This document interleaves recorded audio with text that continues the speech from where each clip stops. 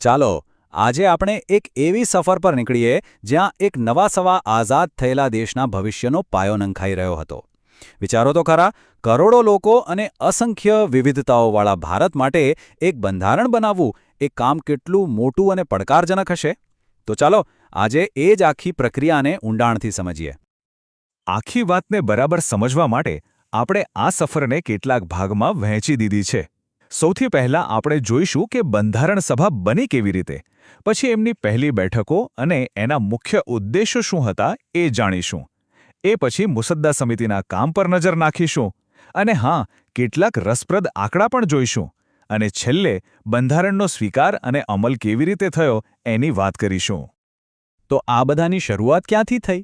વેલ, એની શરૂઆત થઈ 1946ના cabinet mission પ્લાનથી. આ એ જ પ્લાન હતો જેણે ભારતના ભવિષ્યને આકાર આપવા માટે એક બંધારણ સભા બનાવવાનો પાયો નાખ્યો હતો. શરૂઆતમાં આંકડો હતો 389. હા, પૂરા 389 સભ્યો. આટલી મોટી સંખ્યા એટલા માટે હતી કે એમાં આખા બ્રિટિશ ભારત અને એ સમયના દેશી રજવાડા બધાને પ્રતિનિધિત્વ મળી રહે. હવે આ 389 બેઠકો કઈ રીતે વહેંચાયેલી હતી? ચાલો જોઈએ. એમાંથી 296 બેઠકો બ્રિટિશ શાસન હેઠળના પ્રાંતો માટે હતી અને બાકીની 93 બેઠકો દેશી રજવાડા માટે રાખવામાં આવી હતી. પણ પછી એક એવી ઘટના બની જેણે આખા દેશનો અને બંધારણ સભાનો નકશો જ બદલી નાખ્યો. એ હતું 1947નું ભારત-પાકિસ્તાન વિભાજન. આ ઘટનાની અસર બહુ ઊંડી હતી.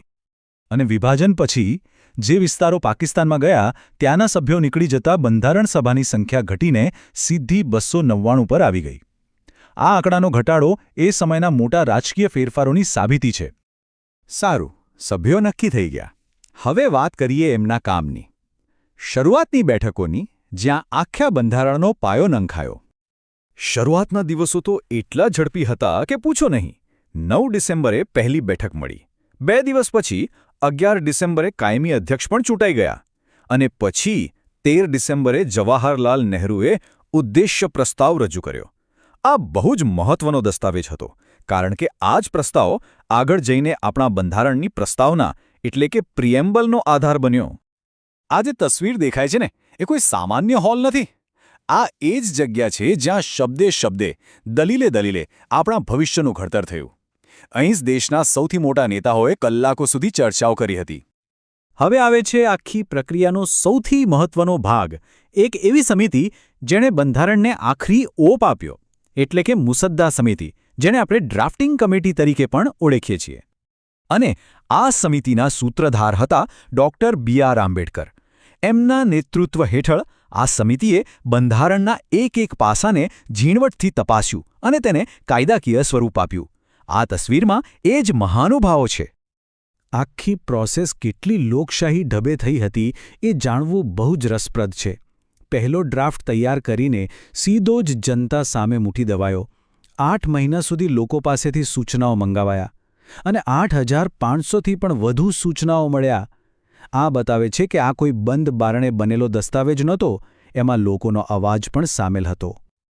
ચાલો હવે થોડા આંકડાઓની માયાજાળમાં જઈએ. આ આંકડાઓ સાંભળીને ખરેખર નવાઈ લાગશે કે આ કામ કેટલું વિરાટ હતું. જરા વિચારો, સમયગાળો 2 વર્ષ, 11 મહિના અને 18 દિવસ, લગભગ 3 વર્ષ. કુલ 166 બેઠકો થઈ. અને ખર્ચ એ જમાનામાં 64 લાખ રૂપિયા. આ આંકડા ખાલી આંકડા નથી, એ એની પાછળ રહેલી મહેનત અને સમર્પણની કહાણી કહે છે. અને એક વાત ખાસ યાદ રાખવા જેવી છે. આપણું બંધારણ કોઈ મ્યુઝિયમમાં મૂકેલી વસ્તુ નથી, એ એક જીવંત દસ્તાવેજ છે. સમય સાથે બદલાયું છે, વિકસ્યું છે. 1950માં જ્યાં 22 ભાગ, 395 અનુચ્છેદ અને 8 પરિશિષ્ટો હતા, ત્યાં આજે 25 ભાગ, 495થી વધુ અનુચ્છેદ અને 12 પરિશિષ્ટો છે. સારું, બંધારણ બની ગયું, ચર્ચાઓ થઈ ગઈ. હવે સવાલ એ હતો કે એને અપનાવવું અને દેશભરમાં લાગુ ક્યારે કરવું. ચાલો આ અંતિમ તબક્કાને જોઈએ. અને એ ઐતિહાસિક દિવસ આવ્યો 26 નવેમ્બર 1949. આ તસવીરમાં દેખાય છે એમ સભ્યોએ હસ્તાક્ષર કરીને વર્ષોની મહેનત પર મહોર લગાવી દીધી અને રાષ્ટ્રને એની પોતાની કાયદાકીય રૂપરેખા સમર્પિત કરી. હવે અહીંયા 2 તારીખો ખાસ સમજવા જેવી છે, જેમાં ઘણીવાર ગૂંચવણ થાય છે. બંધારણનો સ્વીકાર થયો 26 નવેમ્બર 1949ના રોજ. એટલે જ આપણે એ દિવસને બંધારણ દિવસ તરીકે ઉજવીએ છીએ.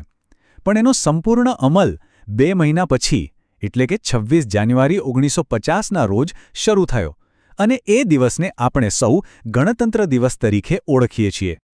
અને અંતે એક સવાલ જે આપણને વિચારતા કરી દે કે 70 વર્ષથી પણ વધુ સમય પહેલાં લખાયેલો આ દસ્તાવેજ આજે પણ આટલા મોટા અને વિવિધતાસભર દેશને કઈ રીતે એક તાંત્રને બાંધી રાખે છે? એના નિર્માતાઓની દીર્ઘદૃષ્ટિનો આનાથી મોટો પુરાવો બીજો કયો હોઈ શકે?